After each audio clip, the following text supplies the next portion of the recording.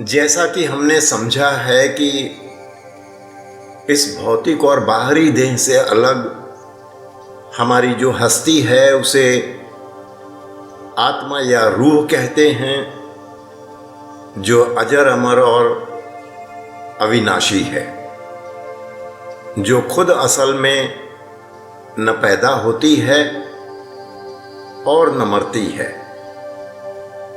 बस जिस तरह हम अपनी इस देह पर कपड़े बदलते हैं, ठीक इसी तरह हमारी यह आत्मा भी सिर्फ देह बदलती है। हमने यह भी समझा कि हमारी यह आत्मा उस रचनाकार परमपिता परमात्मा की अंश है। हम सभी उस परमात्मा रूपी विशाल समुद्र की बूंदें हैं, जिसकी पहले हम चर्चा कराए हैं। और हमारी यह आत्मा उस परमात्मा से बिछड़कर, उससे अलग होकर इस दुनिया के जेल खाने में फंसी आवागमन, जन्म मरण और सुख दुख के कुचक्र में उलझ गई है। दरअसल इस रचना में हमारे बंधन के दो ही प्रकट मूल कारण हैं। पहला हमारी ज्ञानेंद्रियों के द्वार और उनके द्वारा हम तक पहुंचने और एकत्रित होने वाली सूचनाएं। दूसरा कारण है हमारी चिंतन की क्षमता। यह हमारी पंच ज्ञानेंद्रियां हैं तो हमारे लिए यह दुनिया है। कल्पना करके देखिए, अगर हमारी ज्ञानेंद्रियां न हों तो इस दुनिया में मौजूद होते हुए भी हमारे लिए क्या इस दुनिया का कोई अस्तित्व हो सकता है? तो अगर आप में ज्ञानेंद्रियां नहीं हैं तो आप यहां मौजूद होकर भी यहां नहीं हैं। इसी तरह अगर आप में चिंतन की क्षमता नहीं है तो भी यह दुनिया आपके लिए होकर भी नहीं है।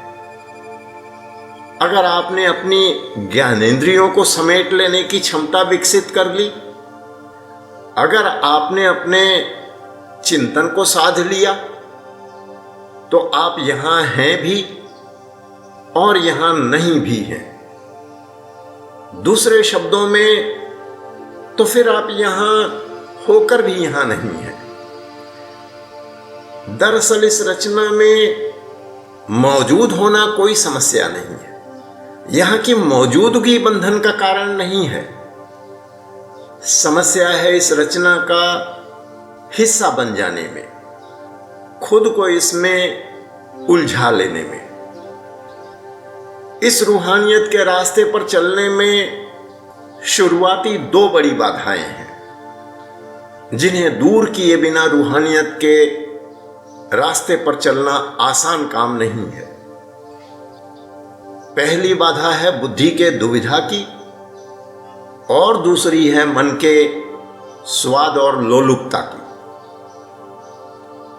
सच्ची रूहानियत के संपर्क में आने से पहले रूहानियत के बारे में हमारे मन में सैकड़ों सवाल, सैकड़ों शंकाएं कुशंकाएं हुआ करती हैं, जिनका तर्कसंगत और संतोषजनक जवाब ढूंढकर अपनी बुद्धि की संतुष्टि कर लेना आवश्यक है। क्योंकि बुद्धि की संतुष्टि के बिना, बुद्धि की दुविधा के मिटे बिना रूहानियत की शिक्षाओं पर शुरुआती भरोसा और विश्वास का आ पाना बहुत मुश्किल है। और बिना शुरुआती भरोसे और विश्वास के रूहानियत ही नहीं, दुनिया के किसी भी रास्ते पर चल पाना बहुत कठिन है। दरअसल बुद्धि को ठीक ठाक कुछ भी पता नहीं होता और इसके गलती करने की संभावना भी हमेशा बनी रहती है। और जो सच है वह तो सच ही है। इसी तरह जो झूठ है वह भी झूठ ही है। बुद्धि ना तो सच को झूठ कर सकती है और न ही झूठ को सच बना सकती है। बस या तो सच को ढूंढ सकती है और या गलती कर सकती है। पर जीवन के इस स्तर पर हमारे पास कुछ जानने और समझने का इस लंगड़ी बुद्धि से बेहतर और कोई जरिया नहीं है। सो इस बुद्धि की दुविधा को बुद्धि के जरिए ही संतुष्ट करके मिटा लेना चाहिए।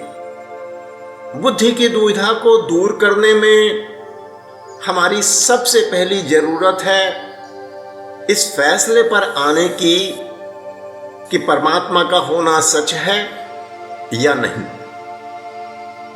अब तक हमने तरह तरह से इस सच्चाई को समझने की कोशिश की है कि क्यों और कैसे परमात्मा का होना सच है, लेकिन जितने तर्क परमात्मा के सच होने के पक्ष में दिए जा सकते हैं, शायद उतने ही तर्क उसके खिलाफ दिए जा सकते हैं।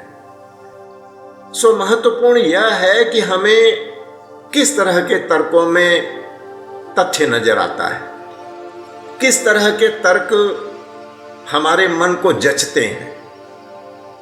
जब तक हम अमल और अभ्यास का रास्ता नहीं पकड़ लेते, तब तक हमें इन तर्कों के सहारे ही आगे बढ़ना पड़ता है।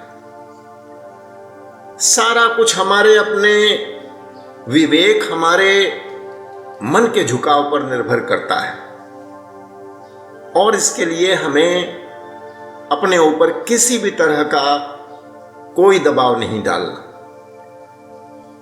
अगर सब कुछ जान समझ कर भी हमारा मन परमात्मा जैसी किसी ताकत के अस्तित्व को मानने के लिए तैयार नहीं है, तो फिर हमें आंख बंद करके कूदने के बजाय धैर्य और संतोष रखने की जरूरत है। क्योंकि भरोसे का संबंध बौद्धिक समझ से है, विवेक से है, न कि बलपूर्वक लाई गई आस्था और अंधविश्वास से। दुनिया का कोई भी सच्चा रास्ता कभी सवालों से डरता और भागता नहीं। सो रूहानियत भी जिज्ञासुओं के सवाल पूछने की कोशिश को कभी भी निरुत्साहित नहीं करती। अगर मन का झुकाव नकारात्मक है तो सवाल पूछने की जरूरत ही नहीं होगी, लेकिन अगर मन का झुकाव सकारात्मक है, फिर भी कई तरह के सवाल हैं, कुछ शंकाएं या कुशंकाएं हैं, तो निसंकोच आगे बढ़कर उनका समाधान ढूंढने में कोई बुराई नहीं है।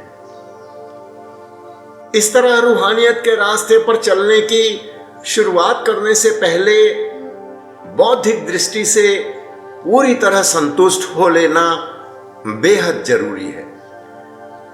जब तक यह तसल्ली नहीं हो जाती कि यह रास्ता ठीक है, तब तक इस पर चलने की शुरुआत करना काफी उतार चढ़ाव भरा हो सकता है।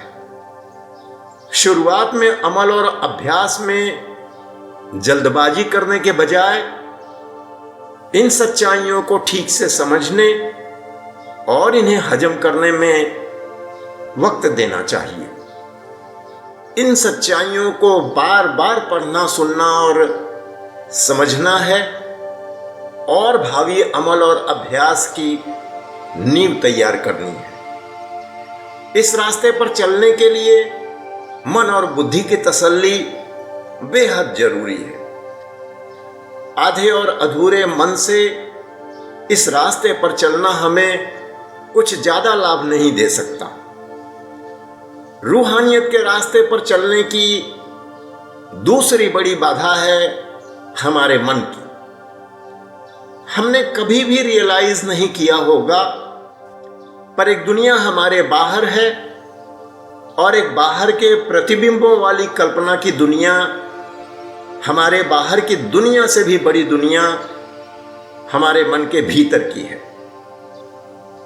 हम कल्पनाओं से सराबोर हैं, भरे पड़े हैं, दिन रात सोचने में लगे हैं, नित नए नए चित्र बना और बिगाड़ रहे हैं। हमारी उलूल जुलूल कल्पनाओं की विशाल दुनिया के सामने हमारा बाहरी जीवन और हमारी बाहर की दुनिया तो कुछ भी नहीं है। हमारी ज्यादातर कल्पनाएं शेख चिल्ली और मुंगेरी लाल के सपनों जैसी हैं, जिनका कोई सिर पैर नहीं है। कई बार तो ये इतनी घिनौनी और अमर्यादित हुआ करती हैं कि बरबसी परमात्मा का शुक्रिया अदा करने का दिल करता है कि अच्छा है कि उसने हम इंसानों को अंतर्यामी नहीं बनाया। हम सब के सब अपने समय और अपनी ऊर्जा को ऐसे काम में बर्बाद कर रहे हैं जिसका जीवन में कुछ ज्यादा उपयोग नहीं है। चिंतन करना बुरा नहीं है, बुरा है निरर्थक सोचना, कल्पनाओं की दुनिया बसा लेना। साथ ही हमारे इस मन को दुनिया के लज्जतों के पीछे भागने की बुरी आदत है। इतनी बुरी आदत कि अक्सर इन लज्जतों के पीछे भागने के अंजाम का अच्छी तरह पता होने के बावजूद यह खुद को रोक नहीं पाता, खुद पर काबू नहीं रख पाता और अपने लिए नित नई मुश्किलें, नित नई मुसीबतें और परेशानियां खड़ी करता रहता है और इस प्रकार अपना अनमोल समय दुनिया के सामानों के पीछे भागकर और उनसे पैदा होने वाली मुश्किलों और परेशानियों को सुलझाने में बर्बाद कर देता है। हम खुश हो लेते हैं यह सोचकर कि शायद हम इतिहास के सबसे आजाद दौर में पैदा हुए हैं, पर सच तो यह है कि हम अपने पूर्वजों से भी ज्यादा बड़े गुलाम हो गए हैं। बस हमने कभी विचार करने, जानने और समझने की कोशिश नहीं की। हम इतने कमजोर हैं कि हमारे पास हम क्या सोचें क्या न सोचें यह चुनने का भी अधिकार नहीं है। अगर कभी था या रहा होगा तो भी वह अब इस जीवन में तो नहीं है। कल्पना और विचार अनायास हमारे मन में शुरू हो जाते हैं और उन पर हमारा कोई वश नहीं है। इतना ही नहीं, कब किस वक्त हमारी कौन सी इंद्रिय बलात् हमें किस ओर खींच ले जाएगी हमें कुछ पता नहीं हुआ करता और हम लाचारी की हालत में अपने मन और इंद्रियों का हुक्म मानने को मजबूर होते हैं। फिर भी हम दावा करते नहीं थकते कि हम आजाद हैं। हमारा मन हमारा सबसे नजदीकी दोस्त है। हम अपना सारा जीवन ही अपने इस बिगड़ैल दोस्त की रहनुमाई में जी रहे हैं, उसके मार्गदर्शन में जी रहे हैं। लेकिन हमारा यही दोस्त रूहानियत के रास्ते में हमारा सबसे बड़ा दुश्मन है।